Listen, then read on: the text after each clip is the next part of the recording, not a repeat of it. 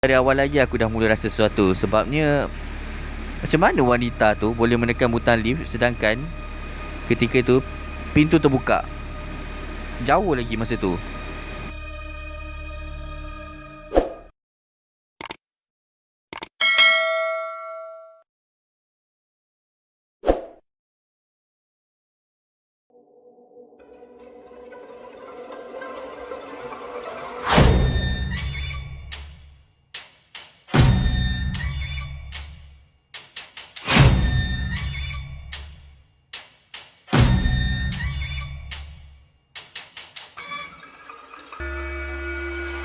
Kerana ketakutan datangnya daripada pengalaman.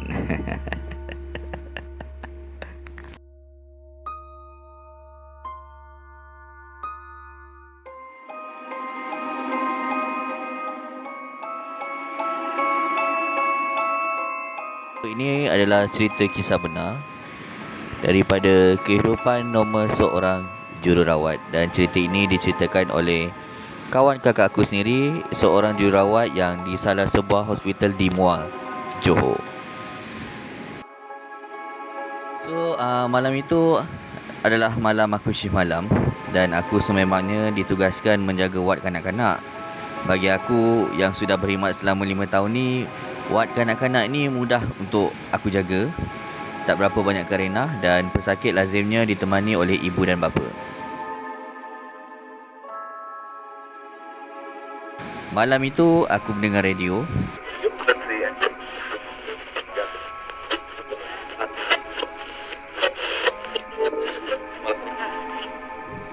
Itu pun aku dengar sebelah kiri saja. Lampu call nurse memang tepat di hadapan aku. Manalah tahu ada pesakit memerlukan aku. Dan malam itu juga aku bertugas dengan rakan setugas lain seramai lebih kurang dalam 9 orang.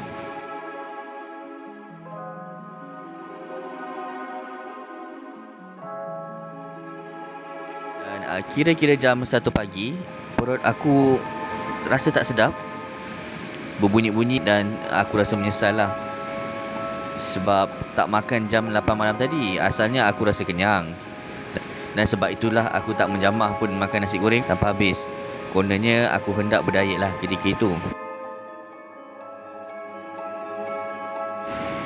Zura?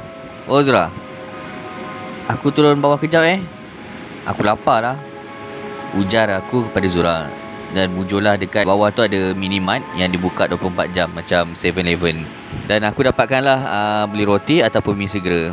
Sedang aku berjalan melewati bilik-bilik ward,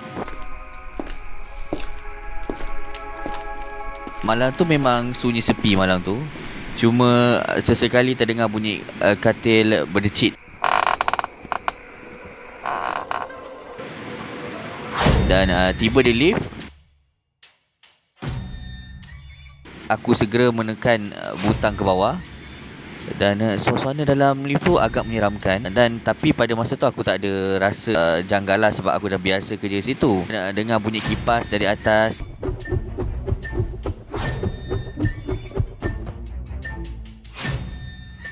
Aku berdiri menyandar di tepi butang lift. Tiba di bawah, aku terasa lega. Usai aku keluar daripada lift tu, dan aku disapa dengan senyuman oleh pengawal keselamatan.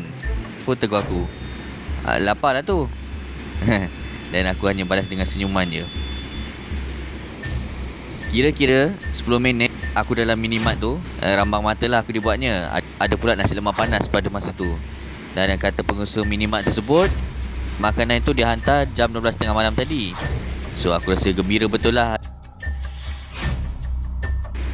Aku menuju ke lift. Agak lama aku tunggu. Dalam hati terdetik jugalah, siapalah yang guna lift malam-malam gini. Dan aku mengagak, mungkin ada jururawat yang kelaparan macam aku juga. Kan? Yelah, malam-malam macam ni mesti lapar. Dan sebaik pintu terbuka, aku segera masuk dalam lift. Bimbanglah tersepit. Banyak kali aku lihat kawan-kawan aku tersepit apabila pintu lift tertutup. Mungkin sensornya dah rosak lah kot. Dan perjalanan aku menuju ke tingkat 4, aku terasa lama je. Dan tiba-tiba lift berhenti di tingkat 2.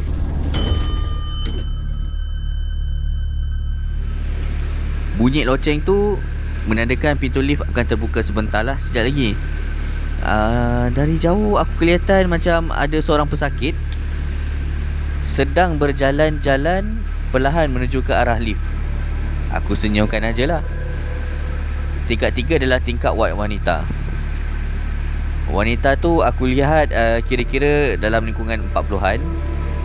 Aku hanya tersenyum lah, dan senyuman aku dibalasnya.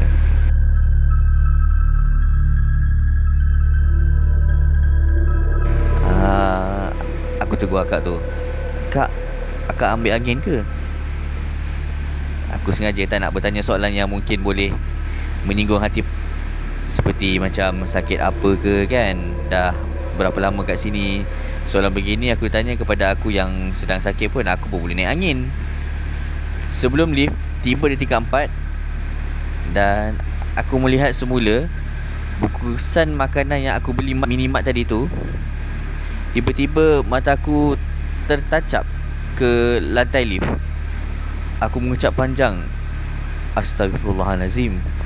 Dan mata aku memandang tepat ke arah wanita tu.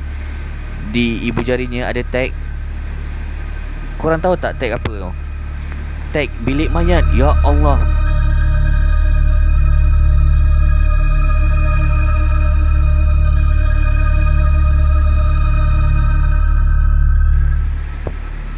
Aku rasa macam tak tahu nak kata apa. Dan masa tu cepat-cepatlah aku memandang ke arahnya. Rupa-rupanya dia sudah memandang aku. Baru aku perasan sebenarnya muka dia memang pucat. Jari telunjuknya diletakkan di bibir, tanda suruh aku diam. Shh. Dum. Ada satu benda yang macam kuat bunyi. Saat itu aku sedar badan aku sudah mencecah lantai. Aku pingsan. Dan aku ditemui pengawal keselamatan kira-kira 30 minit selepas kejadian tu. Apabila aku sedar semula, aku dah ingat semula. Patutnya dari awal lagi aku dah mula rasa sesuatu. Sebabnya macam mana wanita tu boleh menekan butang lift sedangkan ketika tu pintu terbuka. Jauh lagi masa tu.